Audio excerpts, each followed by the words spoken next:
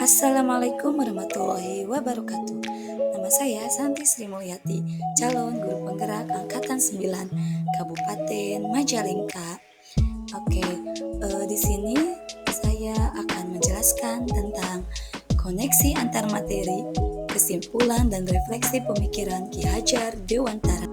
Setelah kita melakukan elaborasi pemahaman dengan coach yang sangat hebat, di sana saya mendapatkan banyak sekali ilmu dan merubah mindset saya yang sebelumnya saya masih bingung apa itu tentang pemikiran Ki Hajar Dewantara dan bagaimana sih cara mengaplikasikannya dalam pembelajaran. Di sini saya akan mencoba menjelaskan hasil refleksi yang saya sudah paparkan di dalam video kali ini. Langsung saja untuk pertanyaan yang pertama, apa yang Anda percaya tentang murid dan pembelajaran di kelas sebelum Anda mempelajari modul 1.1? Nah teman-teman, sebelum saya mempelajari modul 1.1 itu yang pertama, murid harus mencapai nilai KKM yang sudah ditentukan. Teman-teman, di mana di sini saya menekankan kepada murid-murid saya membawakan materi-materi, menerapkan pembelajaran kepada murid-murid saya agar murid-murid saya dapat mencapai nilai ketuntasan minimum yang telah ditentukan oleh satuan pendidikan, di mana mereka harus mampu mengajar nilai-nilai KKM tersebut. Kemudian yang kedua, murid harus mendengarkan penjelasan guru atau teacher center. Sebelum saya mempelajari modul 1.1, ketika dalam pembelajaran saya menggunakan model teacher center di mana hanya guru yang menjelaskan materi, kemudian mengatur semua kegiatan pembelajaran, sehingga murid tidak diberikan kesempatan untuk menggali informasi sendiri untuk bisa mengikuti kegiatan, bisa menumbuhkan sikat-sikat kreativitas mereka ketika dalam proses pembelajaran. Kemudian mengutamakan aspek kognitif saja, tidak menggali keterampilan murid, di mana saya itu hanya menggali dan hanya menekankan kepada aspek kognitif saja, sehingga saya memberikan pembelajaran untuk lebih mengedepankan dalam keterampilan pengetahuannya saja. Di sini saya tidak menggali keterampilan yang lainnya, seperti menggali minat dan bakat peserta didik.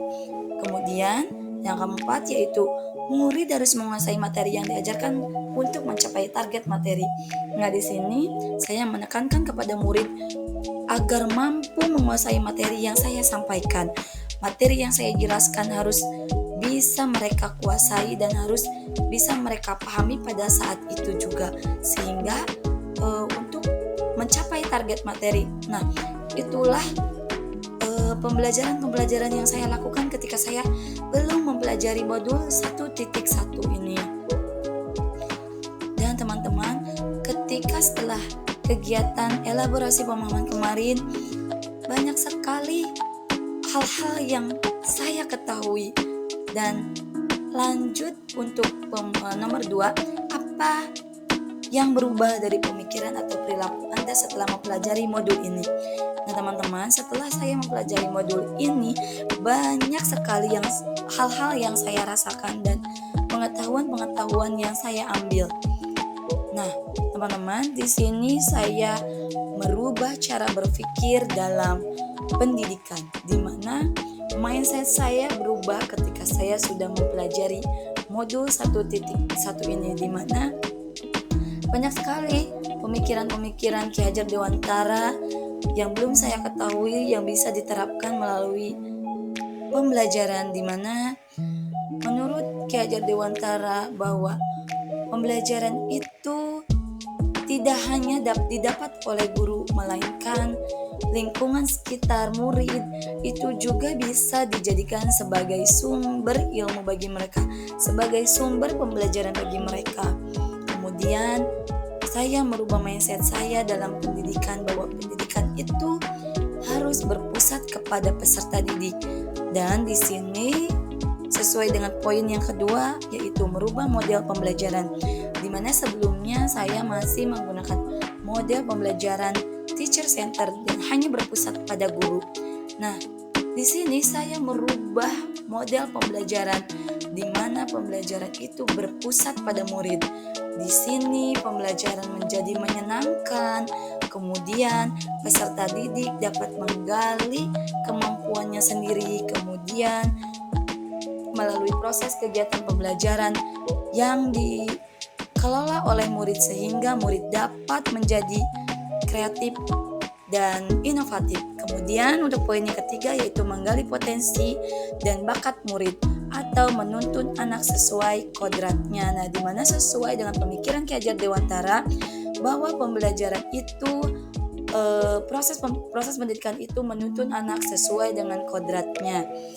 Di sini saya membuat pembelajaran dan yang sesuai dengan kodrat anak. Kemudian saya juga banyak menggunakan kegiatan-kegiatan seperti permainan untuk bisa menggali kemampuan dan karakter peserta didik, di mana dengan permainan proses pembelajaran menjadi lebih menarik, menjadi lebih menyenangkan, dan dapat menggali bakat murid juga, sehingga pembelajaran akan lebih menarik. Kemudian yang keempat yaitu memerdekakan murid dalam pembelajaran, di mana ketika proses pembelajaran kita tidak bisa atau kita tidak boleh membatasi ruang gerak peserta didik. Kemudian kita tidak boleh, ketika peserta didik salah, kita tidak boleh menghukum peserta didik. Tetapi kita harus memberikan arahan, harus membimbing peserta didik dan mengingatkan. Seperti halnya pandangan Ki Hajar Dewantara bahwa guru itu diibaratkan sebagai seorang petani dan murid itu sebagai padi, di mana guru dapat menanam padi di mana saja, akan tetapi bagaimana guru tersebut merawat agar padi tersebut dapat tumbuh dengan baik. Nah, begitupun dengan murid, ketika guru dapat membimbing, dapat memfasilitasi, dan dapat menggali kemampuan peserta didik, maka peserta didik tersebut akan tumbuh menjadi peserta didik dan murid yang baik pula. Nah, kemudian apa yang dapat segera Anda terapkan lebih baik agar kelas Anda mencerminkan pemikiran Ki Hajar Dewantara? Yang pertama yaitu pembelajaran berpusat pada murid, di mana pembelajaran ini tidak berpusat kepada guru lagi. Peserta didik menjadi bahan utama, menjadi pembawa kegiatan, di mana pembelajaran berpusat pada murid ini dapat menjadikan peserta didik yang kreatif, kemudian menjadi peserta didik yang bisa berpikir kritis, kemudian pembelajaran pun menjadi pembelajaran yang menyenangkan. Kemudian mengintegrasikan permainan dalam pembelajaran, di mana permainan dapat dijadikan sebagai bahan untuk pembelajaran pula, apalagi dengan adanya permainan anak-anak, kemudian permainan tradisional yang bisa kita terapkan dalam pembelajaran, sehingga pembelajaran lebih menarik dan anak-anak pun dapat termotivasi ketika dalam proses pembelajaran. Kemudian menjadi pendidik yang emong dalam segala aspek, di mana sesuai dengan Ki Hajar Dewantara bahwa guru itu harus menjadi guru yang among, harus bisa membimbing, harus bisa mengarahkan, harus bisa mengamong peserta didik agar peserta didik itu merasa nyaman, merdeka, merasa mereka itu merdeka, ruang geraknya tidak dibatasi, dan kemudian membuat kesepakatan kelas sebagai wujud memerdekakan murid. Nah, di mana di sini saya dan anak-anak itu sebelum pembelajaran itu kita sudah membuat kesepakatan kelas, kemudian kesepakatan kelas itu ditentukan oleh peserta didik, sehingga peserta didik merasa merdeka, kemudian dapat menyampaikan keinginan mereka. Kemudian kesepakatan kelas itu saya tempel di papan informasi kelas, ya, di dinding. Oke, kemudian nah teman-teman, dari perubahan kegiatan-kegiatan dalam pendidikan yang saya rubah semoga dapat menciptakan atau melahirkan pelajar yang sesuai dengan abad 21, yaitu seorang pelajar yang critical thinking, dapat berpikir kritis, kemudian creativity, menjadi murid yang kreatif, kemudian communication, dapat berkomunikasi dengan baik, dan collaboration, dapat berkolaborasi dengan sangat baik. Nah, teman-teman guru hebat semuanya, semoga penjelasan saya dapat bermanfaat dan saya mohon maaf apabila banyak kesalahan. Salam dan bahagia untuk guru hebat semuanya. Billahi taufiq wal hidayah. Wassalamualaikum warahmatullahi wabarakatuh.